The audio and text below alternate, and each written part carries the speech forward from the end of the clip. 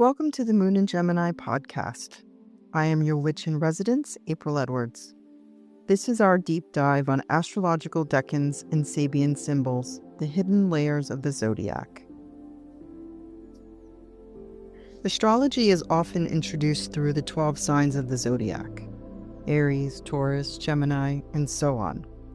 But those 12 signs are only the outer layer of the system. Astrology is nested, fractal, and precise. Every sign contains degrees, every degree contains nuance, every nuance contains a story.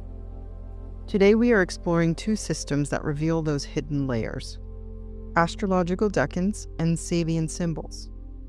Both divide the zodiac into smaller, more specific pieces.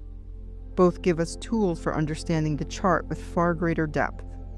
And both open fascinating possibilities for those who practice magic alongside astrology. Most people learn astrology through those signs. Each sign spans 30 degrees of the zodiac. Put together, those 12 signs create a 360-degree circle of the sky that astrologers work with. But astrologers, especially ancient ones, did not treat each sign as a uniform block of energy. They understood that every sign changes internally as it unfolds. Just as a season has early, middle, and late phases, so does every zodiac sign. This is where decans come in.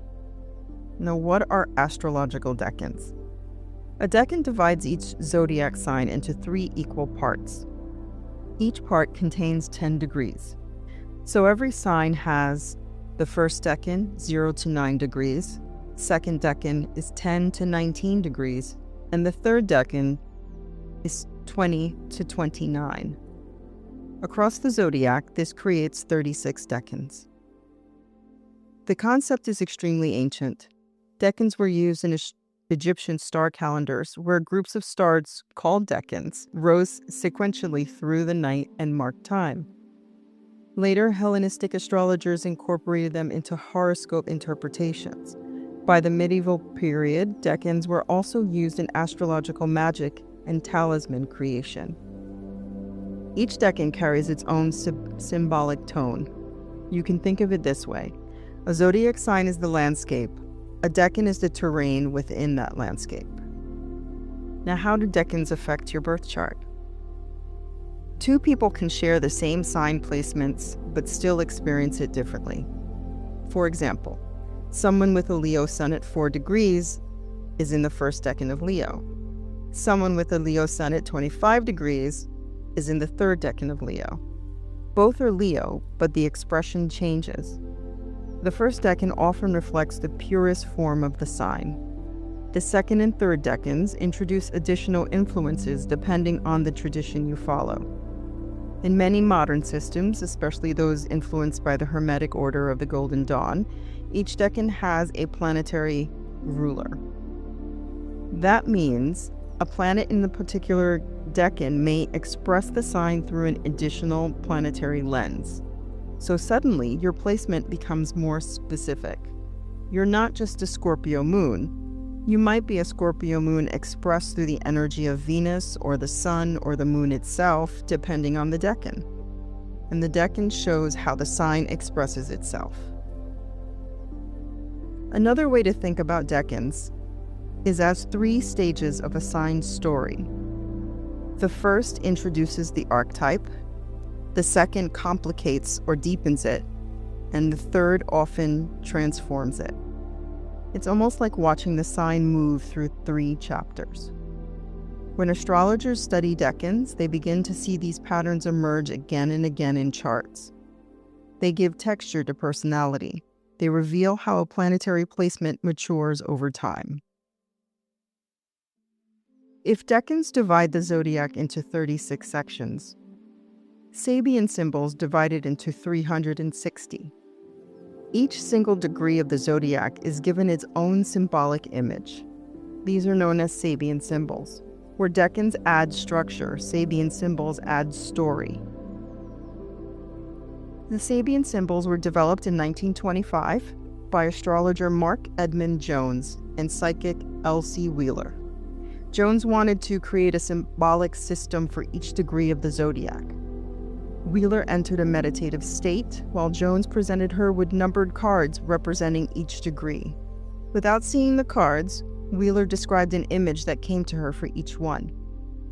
Those images became the Sabian symbols.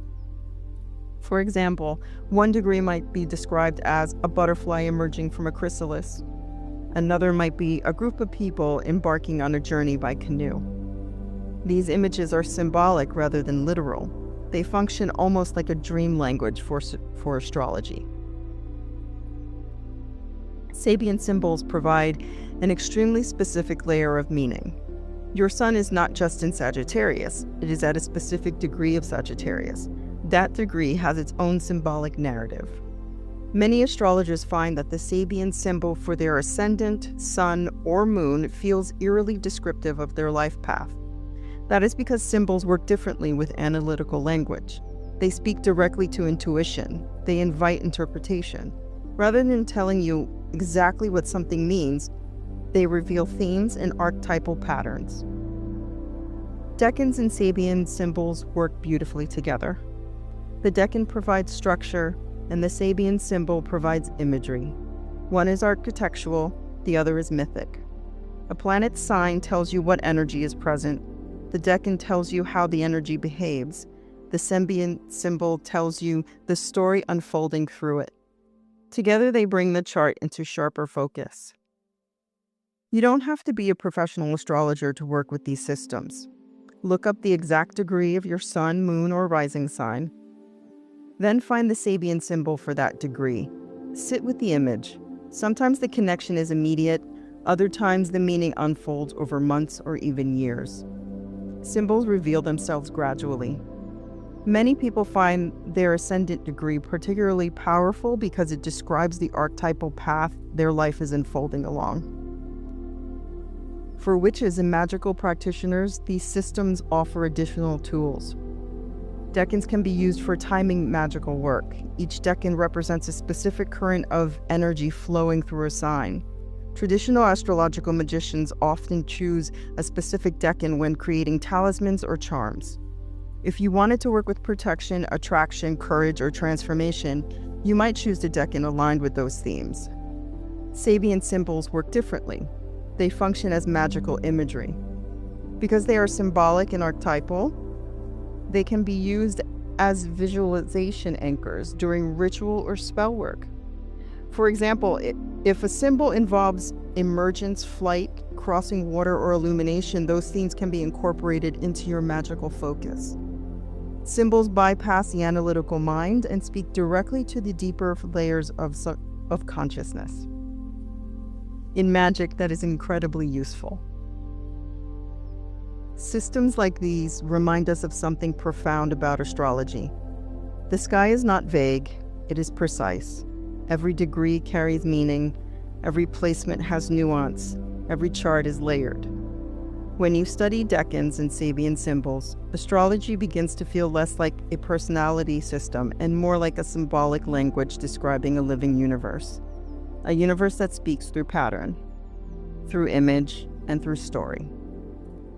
Astrology is often taught as 12 signs and 10 planets, but the deeper you explore, the more intricate it becomes.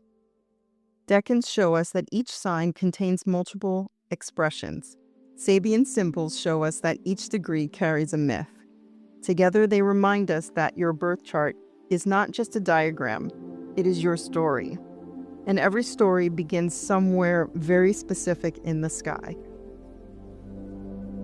This work grows through word of mouth. If it's been meaningful to you, you can like, share, or subscribe. That's how it reaches the ones who need it.